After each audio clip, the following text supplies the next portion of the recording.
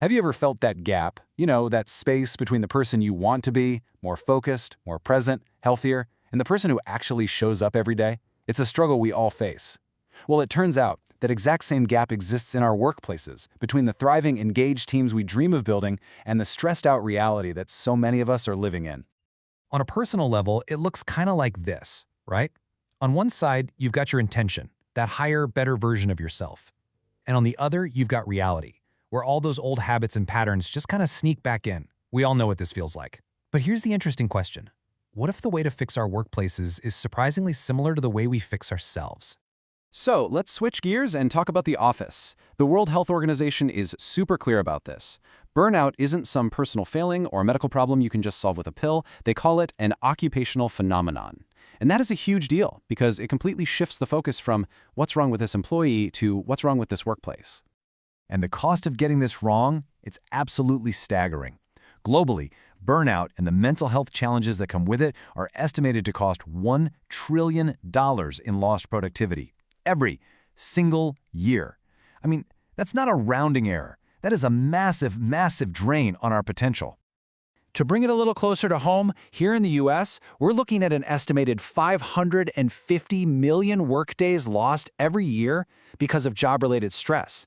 Just think about that. Think about all the projects, the innovations, the progress that just, poof, vanishes because the system is broken.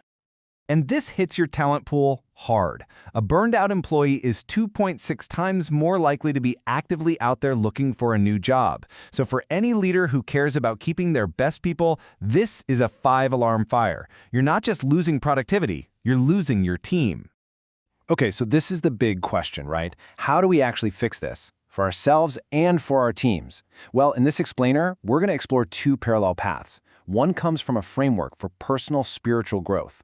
The other from leading research on corporate health. And what's so fascinating is that they point to the exact same map for transformation. So where do we start?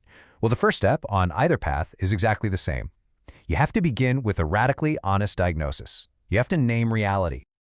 On the personal path, this step is called activate. It's all about having the courage to just name a problem or an aspiration really clearly.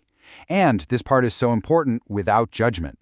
The first act of power isn't solving the problem. It's just looking it in the eye and saying, okay, this is what's true right now. Now, the organizational version of Activate is perfectly captured by this incredible metaphor from burnout expert Christina Maslach. If your best people, your healthy canaries, are getting sick, you don't blame the canary. You know the problem is the environment. The mine is toxic. And this just lays it out so clearly, doesn't it? On the left, you have a personal diagnosis. Just the facts, no shame attached. On the right, an organizational one. Both are acts of activating the truth. It's the same principle of honest assessment, just applied at different scales. So, once you've named reality, well, a diagnosis isn't enough, is it? The next step is all about turning that insight into intentional, real-world action. In the personal growth world, this step is called demonstrate. This is where you bridge the gap between what you believe and how you actually behave. And one of the most powerful ways to do this is by taking the opposite action of an old, unhelpful habit. For instance, if your go-to habit is cynicism, the opposite action isn't just to bite your tongue, it's to actively find someone and offer a sincere compliment. If you're a procrastinator, you demonstrate change by tackling that task you're dreading first. See, you don't just resist the old behavior, you actively perform the new one.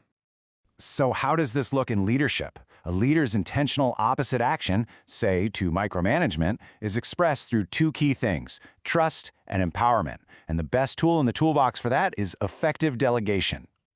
But look, truly effective delegation isn't just about tossing a task over the wall. It's a deliberate, thoughtful process. You have to understand your own preferences, know your people's strengths, clearly communicate the why behind the task, and define what success actually looks like. That is a leader demonstrating trust in action. And this quote, wow, it just sums up the whole philosophy perfectly. Leadership isn't some mechanical process of just extracting work from people. It's the intentional act of hitting your goals while making sure the people doing the work stay healthy and engaged. All right, so we've named reality and we've taken intentional action, but individual actions, as great as they are, can get totally crushed by a broken system. So the third step is to zoom out and fix the system itself. A great way to think about this is the concept of pebbles. You know what these are. They're those small daily frustrations that seem minor on their own, but over time, they just wear you down. The printer that's always broken, the confusing expense report, the software that hasn't been updated since 2005. They're all symptoms of deeper systemic problems. On the personal path, fixing your own system involves a deep cleaning. You evaluate your life, a radical, honest inventory of what's working and what's not. Then you liberate yourself by making amends for past harms. It's like personal system hygiene. And organizationally, the principle is exactly the same.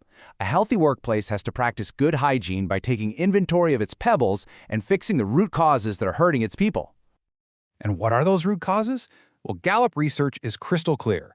These are the top 5 drivers of burnout. Notice something? Not a single one of them is about an employee's lack of resilience.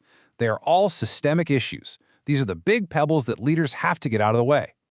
And that brings us to the final, crucial step that makes all this transformation actually last. Whether it's for a person or for a team, you have to tell the story of the change. The personal growth framework calls this final step narrate. See, when you tell the story of your journey, you do 2 incredibly powerful things. First, you solidify the change for yourself. You make it real and permanent. And second, you inspire someone else to start their own journey. You basically give the gift away. By narrating your story, you create this personal infinity cycle where one transformation fuels the next. And in an organization, that's exactly what we call building a culture. It's creating a sustainable ecosystem of continuous improvement, where stories of success and resilience become the blueprint for everyone else. So let me leave you with this final thought. We tend to think of personal growth and great leadership as 2 totally separate things. But what if they're not? What if building a truly thriving, resilient workplace requires the exact same courage we're all trying to find in ourselves? The courage to name reality without judgment, to act with intention, to fix the broken systems, and to share the story of what's possible.